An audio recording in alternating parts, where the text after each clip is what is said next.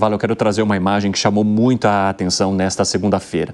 Formando uma gigantesca coluna, dezenas de milhares de palestinos que viviam no norte da faixa de Gaza antes da guerra entre Israel e Hamas começaram a voltar para a área nesta segunda-feira.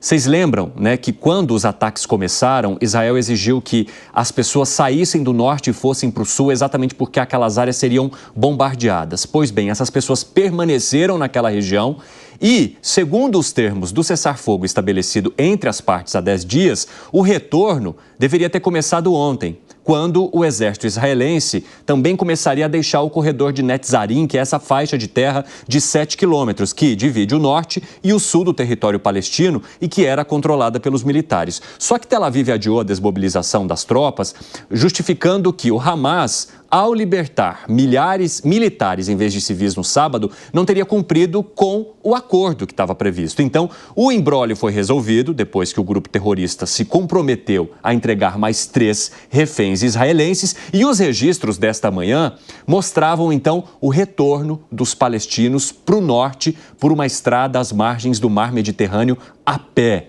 Muitas pessoas carregavam sacolas com os seus pertences ali nos ombros, muita gente levando o que conseguiu retirar de casa naquele momento lá atrás em que os bombardeios começaram, trazendo a imagem do que uma guerra, do que um conflito entrega, né?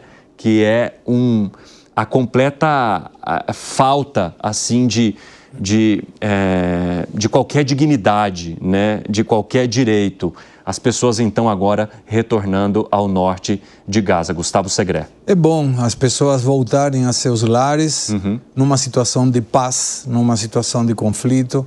Tomara que consigam reaver as suas propriedades, as suas coisas familiares, fotos que muitas vezes ficam para trás e que possam retomar a sua vida normal, se é que existe alguma normalidade em tudo isso. Ô Fábio Piperno, como é que você avalia essas imagens, né? Dezenas de milhares de pessoas por um caminho de terra, andando quilômetros para voltar aos seus lares. Uma imagem. Se é que acho que nem dá para falar voltar aos seus lares, mas ao que sobrou dos seus lares, né, depois de tanto tempo de conflito. É uma imagem que já se repetiu muitas vezes desde o fim dos anos 40. No Nakba foi algo parecido e é uma imagem que provavelmente a gente vai acabar vendo numa outra versão nos próximos tempos, uma vez que a administração Trump trabalha com a possibilidade de expulsão dos palestinos da faixa de Gaza. Gostaria que, inclusive, foi dito agora no final de semana, né, que uma parte fosse para o Egito, que a Jordânia absorvesse mais, né, uma outra fatia, com o beneplácito de setores do governo de Israel. Ô Piperno, quem costurou esse acordo de paz foi o Trump. O Trump, na posse dele, falou: eu não quero guerra durante a minha posse. Quer dizer, você acha que foi o Biden final? Quer dizer, o Benjamin Netanyahu nunca respeitou o Biden. Nunca respeitou. Né? O Biden queria lá o cessar-fogo, o Benjamin Netanyahu não dava a menor bola. Aí, uma mera coincidência, justamente quando o Trump ganha as eleições, há toda uma costura para isso. O que aconteceu? De repente tem um cessar-fogo. Então, que papo é esse aí? O pessoal está retornando graças ao Trump. Isso é uma suposição. Agora, o que tem de concreto? O que foi dito no final de semana.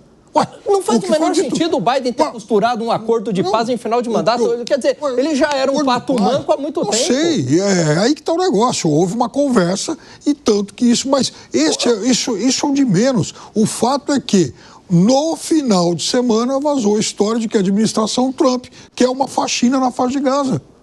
A gente tem que separar o que é retórica do Trump, o que sai também pela imprensa. Mas se ele falou, eu vou duvidar. Então, não, tudo bem, eu estou falando o seguinte, mas a retórica do Trump muitas vezes é diferente do que ele faz na prática. Mas eu quero saber de você também, Alan Gani, aproveitando já que o Piperno trouxe esse molho aí para o nosso debate, de que maneira que você avalia a permanência de pessoas na faixa de Gaza depois desse conflito imenso, com uma gestão que continua por um grupo terrorista, que é o Hamas, sem qualquer garantia de até quando essa paz, entre aspas, poderia durar. Não, é muito triste. Eu acredito que eu sou um defensor dos dois estados e não apenas simplesmente, faixa de Gaza, o problema é seu e resolvam por aí. Não é.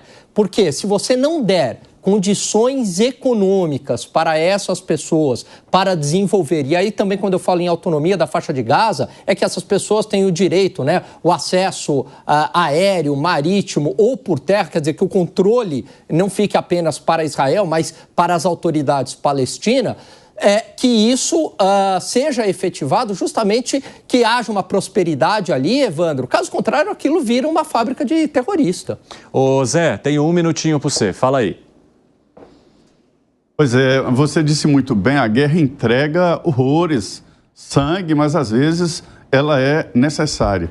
Nesse caso aí, Israel foi chamado aí para uma guerra, né? E as vítimas de uma guerra são, sim, pessoas da população civil e principalmente lutando contra um grupo que não tem farda, que não tem quartel, que se esconde debaixo de hospitais e de escola, né? Então, foi uma guerra terrível e uma carnificina. Então, a gente fica feliz que isso tenha acontecido, né? A volta das pessoas lá às suas casas e a gente não sabe exatamente como vão encontrá-las. Agora, o papel de Donald Trump nesta abertura foi decisivo, né? É uma postura de como será daqui para frente.